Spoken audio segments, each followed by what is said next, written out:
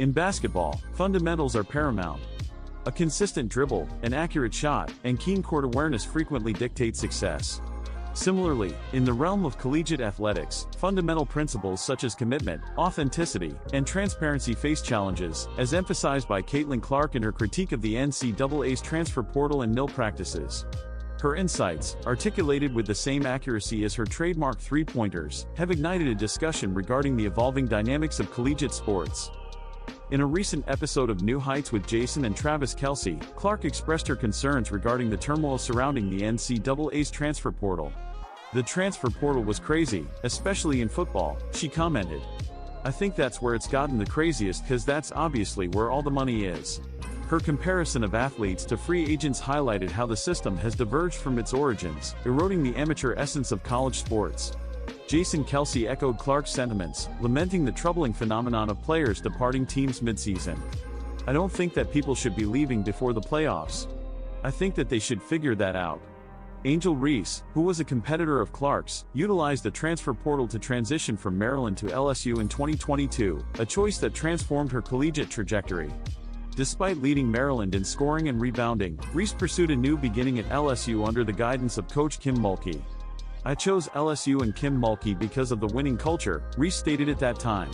While the portal provided Reese with a chance to flourish, Clark perceives its misuse as a jeopardy to the spirit of collegiate athletics. "You lost that little bit of, I don't know, amateurism of college sports," she expressed. "It's kind of sad. It's like a minor league football basically now." Clark proposed a potential remedy. "I kind of think that there should be a commitment level from the player to the university that there isn't right now. And I don't know if that means signing, term contracts. Maybe it's like a 2 or 3 year contract that you're agreeing to stick with a team or a university as long as there's not a coaching change." Clark's advocacy for player commitment in collegiate athletics delves deeper, revealing the underlying challenges of NIL deals that athletes must confront. Beyond the transfer portal, Clark illuminated another significant concern: financial complexities of NIL, name, image, and likeness agreements. These contracts have become essential for many athletes but are often accompanied by unforeseen obstacles. "I know that's what I always think about, and lucky enough I had, obviously great parents and people that helped me with that," Clark remarked. "But these individuals are receiving this money, and, little do they know, you're not gonna see, maybe half of that." The financial implications associated with NIL agreements are infrequently addressed, resulting in numerous young athletes being ill-prepared for the fiscal realities of their enhanced income. Clark's apprehensions underscore the necessity for improved educational resources and support frameworks to assist athletes in effectively managing their finances. While Angel Reese capitalized on the opportunities presented by the shifting dynamics within the NCAA, Clark's perspective represents a dedication to upholding the essential principles of collegiate athletics. Her advocacy for loyalty, transparency, and equity reflects her philosophy on the court where core principles take precedence. Clark's readiness to confront the existing system, even as she flourishes in the WNBA, emphasizes her identity as more than merely an athlete. She serves as an advocate for transformation, striving to maintain the integrity of college sports. Through her continued example, her message is unequivocal: certain contests are deserving of adherence to regulations. Clark articulated her long-standing admiration for the Chiefs, dispelling rumors regarding her status as a bandwagon supporter of the Kansas City franchise. "My father was an ardent Chiefs follower during my upbringing, and individuals presume I'm a bandwagon Chiefs fan, when in fact, I was a fan prior to Patrick Mahomes and Travis joining the team," she expressed.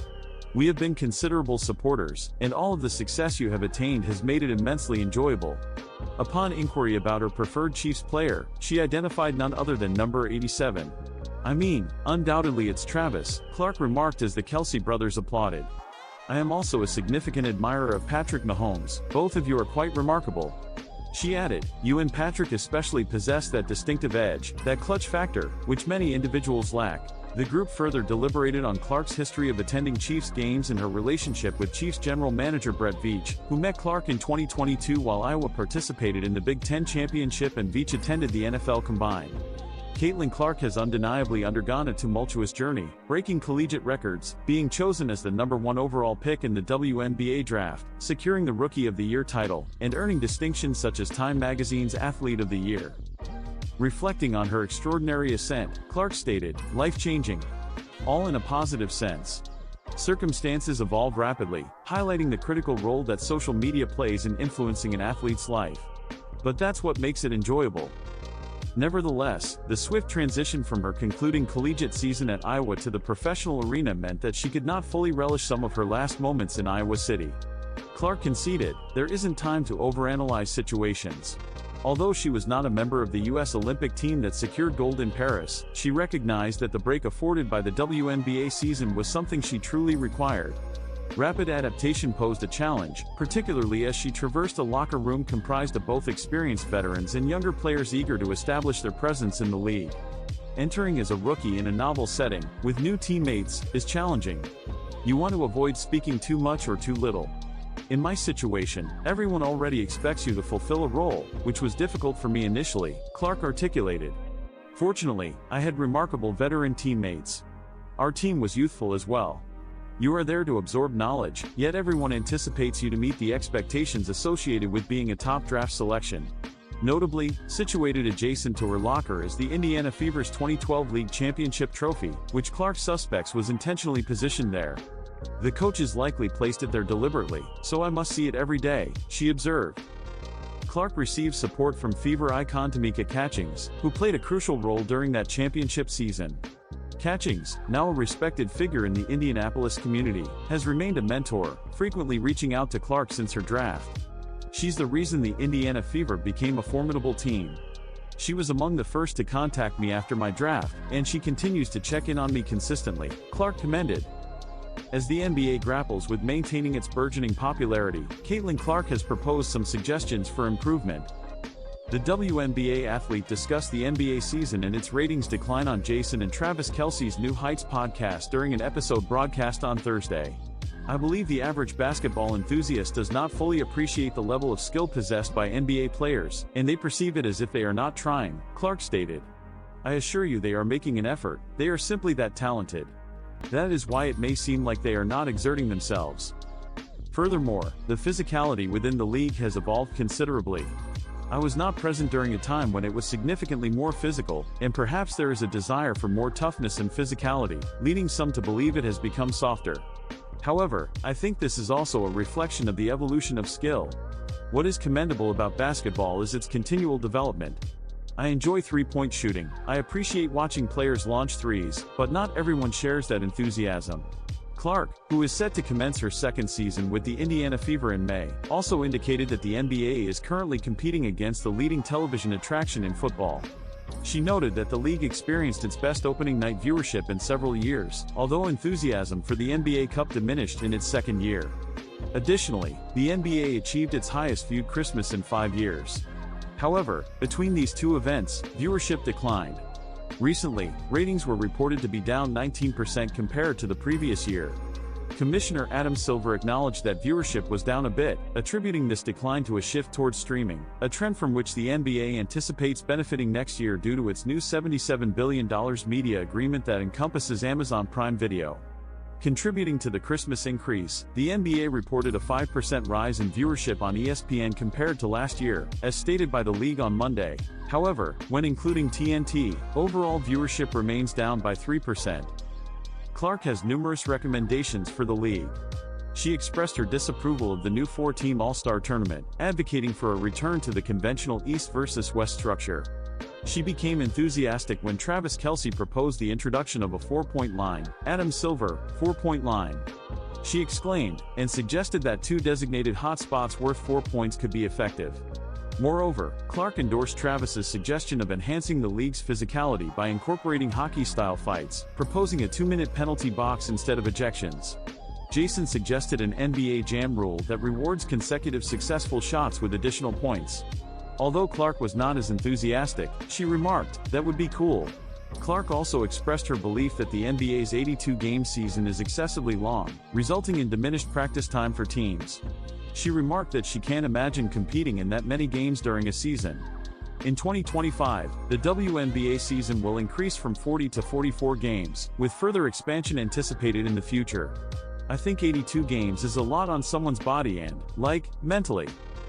Caitlin Clark, a star of the Indiana Fever and the 2024 WNBA Rookie of the Year, was featured this week on New Heights, the podcast hosted by Jason and Travis Kelce. The discussion, of course, encompassed a range of topics, from her status as a Kansas City Chiefs supporter to her thoughts on Travis Kelce's girlfriend, pop sensation Taylor Swift.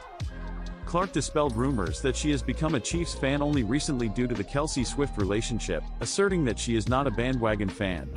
She declared that Kelce is her favorite player. "I had family in Kansas City, and I grew up in Des Moines, Iowa, which is only 3 hours from Kansas City, so that's just the nearest NFL team," Clark explained. "My dad was a significant Chiefs fan growing up. People assume I'm just a bandwagon Chiefs fan, but I'm like, no, I was there before Patrick, Mahomes, and Travis. We were ride or dies, so we've been devoted fans." Clark mentioned that she converted her mother into a Swiftie, a term used for enthusiastic fans of the Grammy-winning artist, after taking her to a concert. "My mother was pleading with me to take her," Clark stated. "She kept saying, 'I have to go, everyone is discussing it.' I responded, 'All right, all right.' I transformed my mom into a devoted Swiftie. 2 of my cousins were present. It was a great experience." While there has been an increase in the popularity and viewership of women's sports, particularly the WNBA, Clark was queried about college athletics. Clark established the NCAA all-time scoring record during her tenure at Iowa in March, which subsequently led to multiple endorsement deals and her selection as the first overall pick in the WNBA draft. Throughout the episode, she was inquired about the transfer portal. "The transfer portal is chaotic, especially in football. That's where I believe it has become the most turbulent," Clark remarked. "It is somewhat disheartening.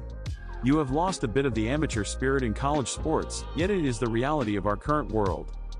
Now we have individuals attending their 4th institution in their 7th year. It is becoming excessive." During her 4-year period at Iowa, Indiana Fever guard Caitlin Clark epitomized a rare phenomenon, the collegiate athlete who remains with a single institution for the entirety of their eligibility. Throughout her career, Clark witnessed the relaxation of the NCAA's transfer regulations, which facilitated a dramatic increase in player mobility within college athletics. Although the Hawkeyes reaped the benefits of this trend evidenced by the transfer of her teammate Molly Davis from Central Michigan, Clark, a 4-time All-American, appears to approach this development with a degree of apprehension. "The transfer portal is chaotic, especially in football. That's where I believe it has reached its peak of craziness," Clark expressed in Thursday's edition of New Heights with Jason and Travis Kelce. "It is rather unfortunate. You have sacrificed some of the amateur essence of college sports. But it is also the world in which we live." Former Philadelphia Eagles center Jason Kelce and Kansas City Chiefs tight end Travis Kelce also criticized the existing regulations, with Jason proposing a prohibition against transferring prior to the college football playoff and even suggesting the notion of contracts between athletes and institutions.